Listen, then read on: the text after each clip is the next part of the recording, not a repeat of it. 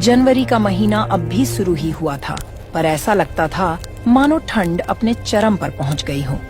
गांव के हर घर की छत पर सुबह को बर्फ जम जाता था। पेड़ों की शाखाएं मानो ठंड से सिकुड़ गई थीं। सूरज देवता तो निकलने का नाम ही नहीं ले रहे थे। ये ठंड का मौसम अमीरों के लिए बहुत सुहाना होता था, पर गरीबों के लिए उन पर मुसीबत का पहाड़ टूटने जैसे होता था।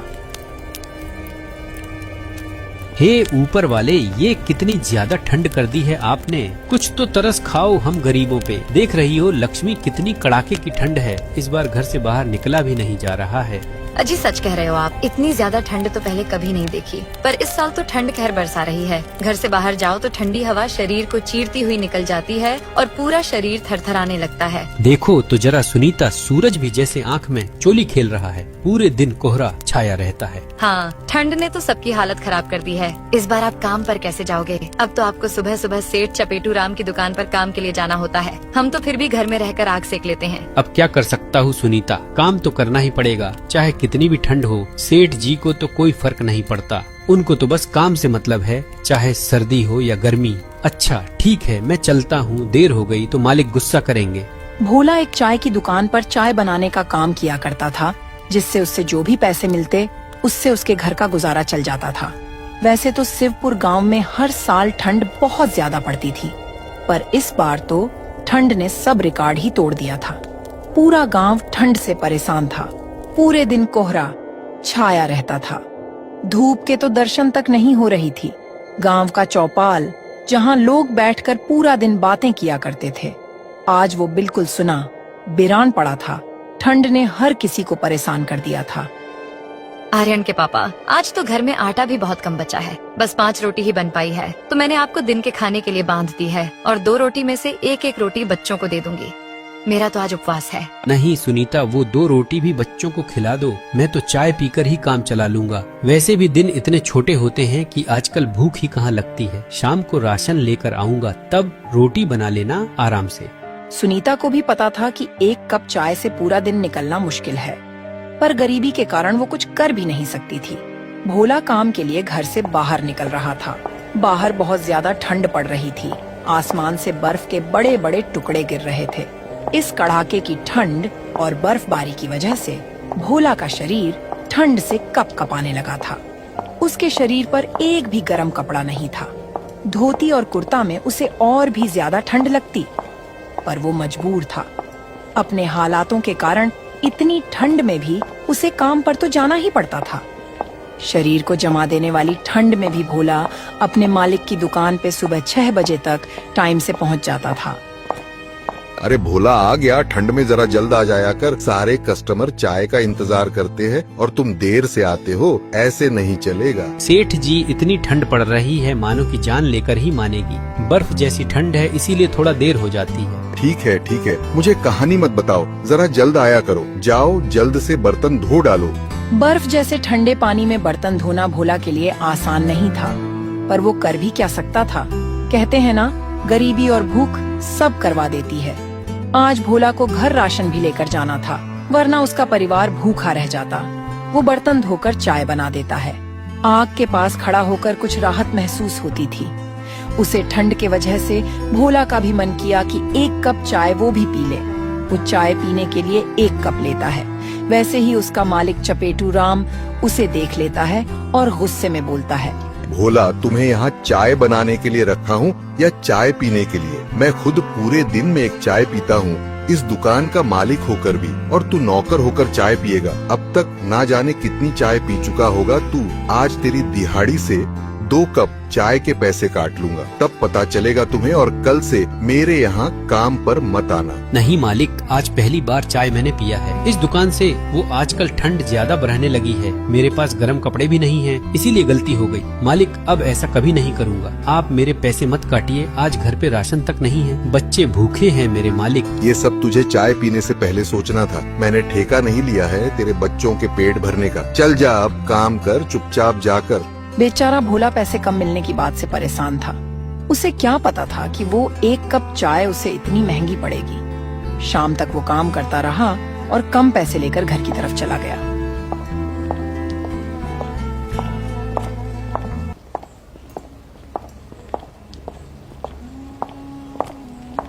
उसने कुछ पैसों से घर का राशन लिया और घर आ गया। भोला अपने घर पहुंचता है तो उसकी पत्नी सुनीता उससे कहती है, अजी क्या बात है, आप इतने परेशान क्यों लग रहे हो? और ये राशन भी इतना कम ले आए हो, इससे तो बस एक हफ्ते ही काम चल पाएगा। भोला सुनीता को सारी बातें बता देता है। सुनीता, मैं बहुत मजबूर हूँ। मालिक ने मुझे काम से निकाल दिया आज, क्योंकि मैंने एक कप चाय पी लिया था और तो और मेरे पैसे भी काट लिया, इसीलिए राशन कम ले आया हूँ। हे भगवान, तूने यह ठंड क्यों बनाई है? हम गरीबों का गुजारा कैसे होगा? अब क्या होगा जी, ऐसे सर्दी में कैसे गुजारा होगा हमारा? तुम परेशान मत हो, मैंने थोड़ा पैसा बचा लिया, यह लो और बच्चों के लिए गर्म कपड़ा ले लेना। अजी आप अपने पास ही रखो और अपने लिए गर्म कपड़े ले लेना। हालत तो देखो जरा अपनी, इतनी ठंड में सिर्फ ये धोती कुर्ता ही है आपके पास। आपको भी तो ठंड लगती होगी। बच्चों के पास अभी पुराने कपड़े हैं, उनसे काम चल जाएगा। और मैं तो ज्यादातर चूल्हे के पास ही रहती हूँ, मुझे घर में इतनी ठंड नहीं लगती। आप तो बाहर काम करते हो।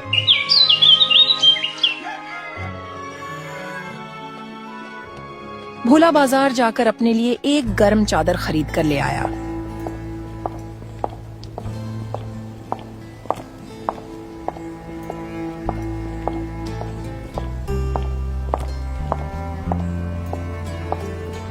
सुनीता जब खाना बनाती है तब बच्चे उसके पास ही बैठे रहते थे और आग तापते थे।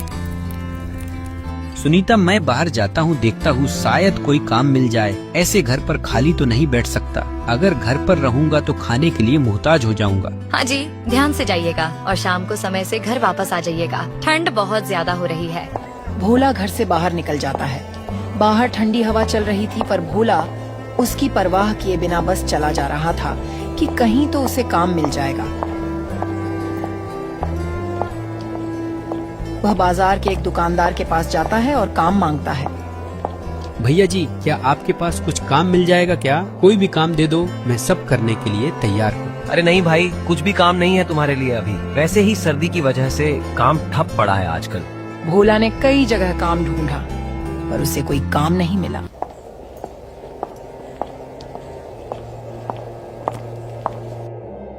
वो मायूस होकर एक पेड़ के नीचे बैठ गया। हे भगवान, अब क्या करूं? कोई काम नहीं मिल रहा। अब घर का गुजारा कैसे होगा? पैसे भी बहुत कम बचे हैं और राशन भी कुछ दिनों में खत्म हो जाएगा।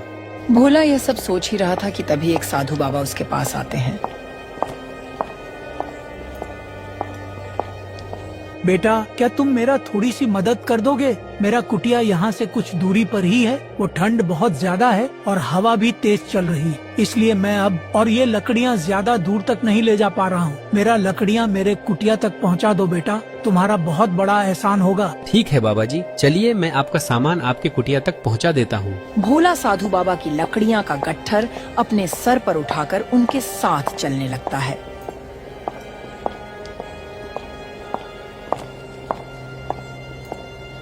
कुछ दूर जाने के बाद साधु महाराज की कुटिया तक पहुंचता है। लीजिए साधु महाराज, आपका कुटिया आ गया। क्या आप यहाँ अकेला रहते हैं? यहाँ तो बहुत ठंड लग रही है। हाँ बेटा, मैं यहाँ अकेला रहता हूँ। मैं इसी कुटिया में तपस्या करता हूँ। यहाँ बहुत ठंड लगता है, इसीलिए लकड़ी लाने गया था। बस एक मेरी गाय रानी मेरे साथ रहती है, पर अब मैं इसका भी ठीक से ख्याल नहीं रख पाता हूँ। अच्छा बाबा, अब आप आग जलाकर आराम करें और कुटिया को गर्म रखें। ठंड बहुत ज्यादा है। मैं अब चलता हूँ, मेरे बच्चे घर पर इंतजार कर रहे होंगे। इतना बोलकर भोला अपने घर की तरफ चल पड़ता है। तभी साधु महाराज बोल पड़ते हैं, रुको बेटा, मेरी गाय रानी को भी अपने साथ ले जाओ। इसको अच्छा से देखभाल करोगे, इसकी सेवा करोगे तो ये तुमको बहुत ज्यादा दूध देगी। मैं तो इसका ध्यान ठंड के कारण रख नहीं पाता। इसे तुम ले जाओ। अब मना मत करना बेटा, एक साधु का आशीर्वाद समझ कर रख ले। अरे महाराज जी, अब आप इतना बोल ही रहे हैं तो मैं इस गाय माता को अपने साथ ले जा रहा हूँ और इनकी खूब सेवा पानी करूँगा। भोला गाय को लेकर घर की ओर चल देता है।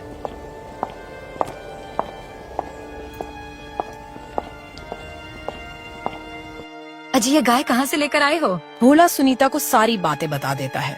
सुनीता, अब से ये हमारी गाय माता हैं और इनकी सेवा की जिम्मेदारी भी हमारी है। तुम जाकर खाना बनाओ, तब तक मैं गाय माता के लिए कुछ हरी घास लेकर आता हूँ। हो सकता है इन्हें रात में भूख लगेगी। तुम तब तक एक बाल्टी पानी पीला देना गाय माता को। भोला गाय के लिए चारा लाने जंगल जाता है।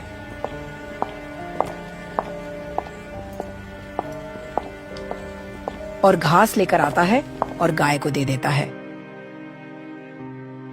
चारा खाने के कुछ देर बाद गाय बहुत सारा दूध दे देती है। देखो सुनीता, हमारी गाय ने कितना सारा दूध दिया है। ये सच में कमाल की गाय है। इतना सारा दूध तो हम पी भी नहीं पाएंगे। लाइए, पहले मैं कुछ दूध की चाय बना देती हूँ, फिर पूरा परिवार आज साथ बैठकर गर्मा गर्म दूध पीकर ही सो जाएंगे, क्योंकि घर में ज्यादा राशन नहीं बचा है। फिर उस दिन भोला का पूरा परिवार गाय माता के दूध से अपना पेट भर लेते हैं और सब आराम से सो जाते हैं।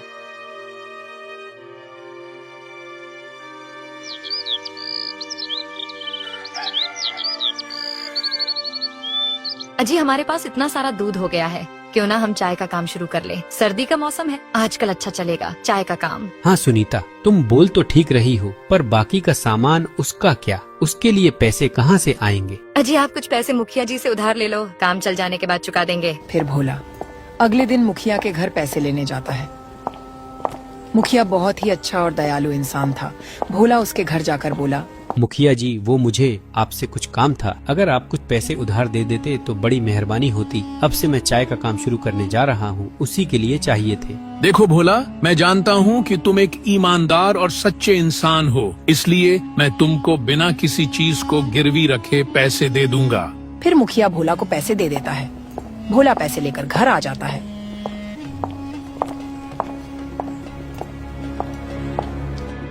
और अगले दिन वो चाय का काम शुरू कर देता है।